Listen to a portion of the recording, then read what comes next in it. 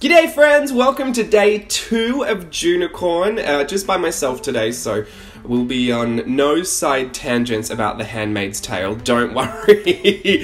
I had a great time chatting with Steve in that video, so I can't wait to get Steve back and to be talking through more of the discussion points that that a lot of you guys wanted to hear us talk about, some really fun things that I think we can share with you. My thought process is, and you know, it's not going to change anything, me telling you this, but just for if any of you are curious as to why I do bring Steve on a lot, I love a good podcast-style voiceover. For me, when I'm not teaching something specific or something's not really tutorial-based, then there's just a whole lot of voiceover time for me to fill. And believe me, I could fill it by myself, but sometimes I get really sick of hearing my own voice. And, you know, there's not someone to bounce off of. I like to talk to people, I like to ask questions, I like to get feedback and have my brain stimulated in that way. Generally, when I'm left to my own devices, I go on 5,000 different tangents and I can't keep track of myself.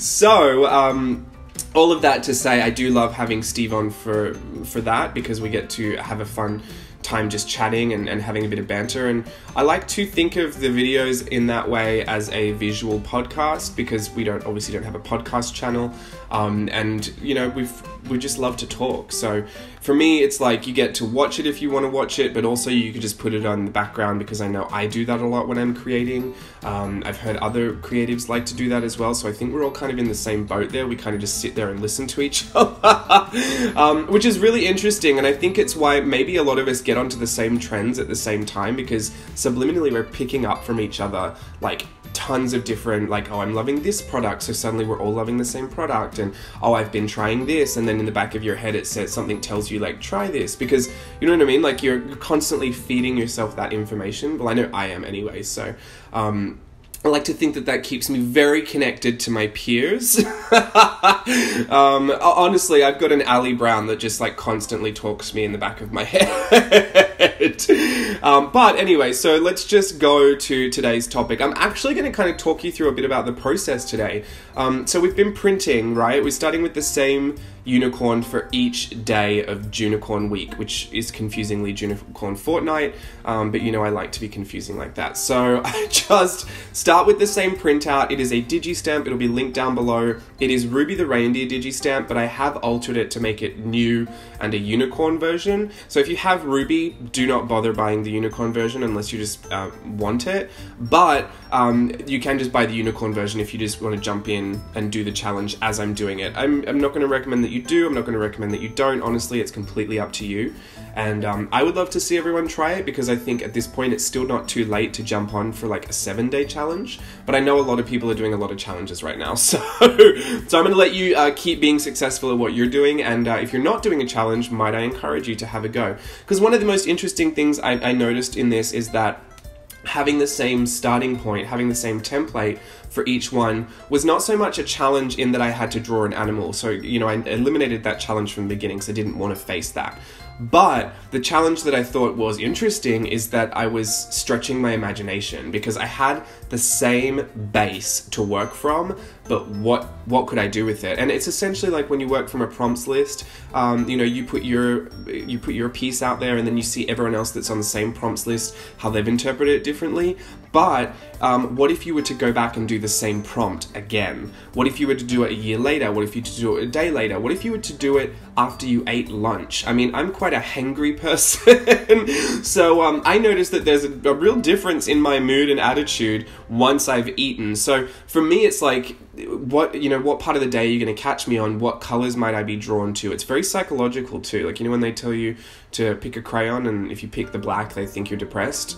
That literally happened to me, so speaking from experience here. No, I was a little bit of a dramatic child, and I already knew that when I was going in there, that if I picked those somber colors, that they knew something was wrong, and I really wanted to drive home the point that I was upset. So, you know, I picked out that dark blue, I picked out that black crayon, start drawing my family. No, honestly, I had a lot of issues as a child, but let me just say most of them were self-inflicted, because I am way too much and have always been way too much.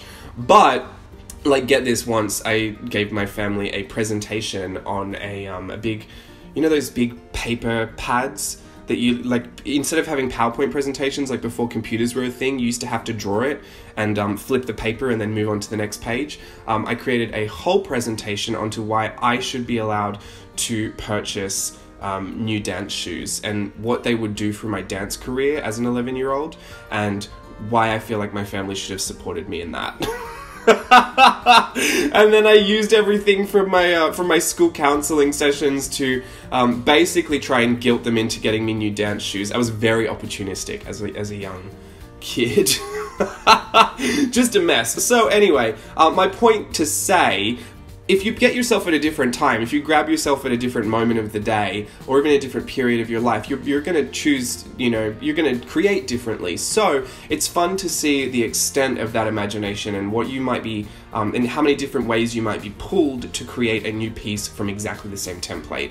So that's what I think is great about the way that I've approached this challenge. I know that it seems like a bit of a cop-out. Honestly, I don't really care. But, you know, printing out the reindeer and using that as the unicorn, it made me enjoy it so much more. And I've often said that you need to do what is going to make you enjoy the process if you feel like you're not going to complete it. Because these challenges are a great thing, but they can also be really, really upsetting if you don't complete them and you have the personality that gets very down on yourself. So, you know, it doesn't help you to move forward if you're sitting there with a sense of dissatisfaction in your efforts. So, you know, that kind of rant over, let's explain what we've been doing. So I printed it out on B paper.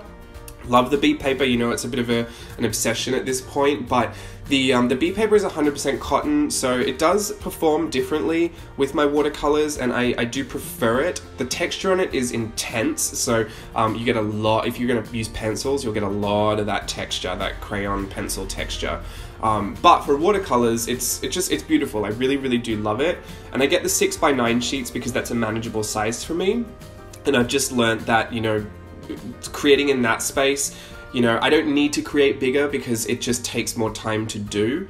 And this isn't so small that I can't do any detail work. So kind of like the perfect size for me, not too big, not too small. But putting it through the printer, I have a Dell laser printer, so I will I print a lot on there when I want things to be waterproof because, you know, laser print is waterproof. But that's, you know, pending that you can get the ink and the toner to stick to the paper. Now, I've been through this process before with the Canson cold press, and I was kind of stuck, and I did all my research, and it was, because it just wasn't being clear, it wasn't a clear print, and it was basically, you know, because it was textured, it had a hard time trying to grab onto the paper. But I noticed that when I first did it, all of those samples were great. They printed really, really clear, even with the texture. So I did a bit of an experiment because I heard something about conditioning the paper, and basically the heat process that happens when you're doing laser printing to adhere the ink and the toner properly, there's a bit of a heat process that goes on. And basically what I was trying to do was put, you know, fresh out of the packet, dry cardstock through the printer. I also might add that, you know, laser printers or normal printers don't love cardstock or textured cardstock, like thick cardstock. So please be careful if you're trying this. It's not recommended to put this through the printer. But I was putting it straight in as it was dry out of the packet. Now what I did as a bit of a test that ended up working was conditioning the paper by just leaving it out. And what I feel like happened was the moisture content in the air is what conditioned into the paper, and then so the paper's not damp, but there is a moisture content in there that would heat up when that printing process would happen, as opposed to it being completely dry and, you know, a thick cardstock. It's not going to heat up all the way through and properly as you're printing because it's thick. But, you know, things that are wet will heat up quicker than things that are dry. Is that true? Am I making all of this up? You know, I don't know anything about science. Either way, what I was led to believe is that the moisture content from the air was what conditioned the paper, and now it works again. So this is 100% cotton cold press B paper. I have had no problems just leaving it out by the printer for a few days and then putting it through. And so that's where I started. And then basically once I get the printouts, I just start working on them. And this piece here today, the one thing that I kind of wanted to work on was something I've done a tutorial on before, and it's line weight.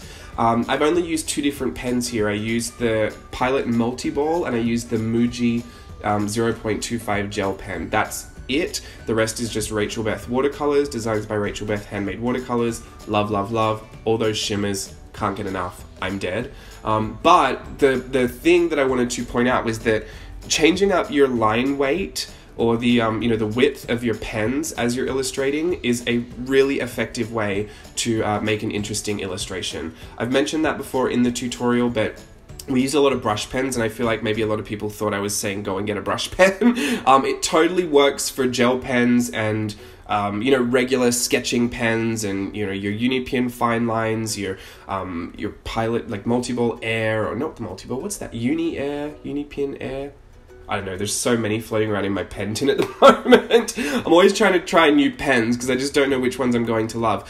A great workhorse for me has been that Muji 0.25 and also the Mini So pens, the ones that I got for $1 at the Mini So store. They don't sell them there anymore at my local one. They've actually changed their whole product line as far as stationery goes, so I'm kind of upset because there's a lot of stuff that I would go and repurchase from there. But I'll have to go and find another one, or just live with what I've got, I guess.